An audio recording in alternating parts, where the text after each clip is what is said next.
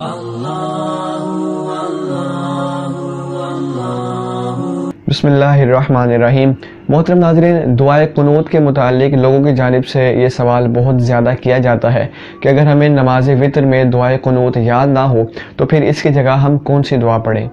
तो देखें, चूँकि नमाज वितर में दुआए कुनूत का पढ़ना यही सुन्नत तरीक़ाकार है, लिहाजा सबसे पहली कोशिश तो यही होनी चाहिए कि अगर दुआए कुनूत याद नहीं तो उसको याद करने के इक़दामात किए जाएं। रोज़ाना अगर हम दुआए कुनूत का एक छोटा सा हिस्सा याद कर लें, कुछ ही अरसे में बड़े अच्छे तरीके से मुकम्मल दुआए कुनूत याद हो सकती है। लिहाजा अव्वलन उसको याद करने की तरफ बढ़ें, और बिलफर्ज़ अभी तक याद नहीं हुई तो उसकी जगह हम कोई भी दुआए मासूरा पढ़ सकते हैं। दुआए मासूरा से मुराद हर ऐसी दुआ है कि जिसका ज़िक्र हमें कुरान या हदीस में मिलता है। मिसाल के तौर पर दुआए कुनूत की जगह रब्बना आतिना फिद दुनिया हसनतन व फिल आखिरति हसनतन व किना अज़ाबन्नार ये पढ़ लें।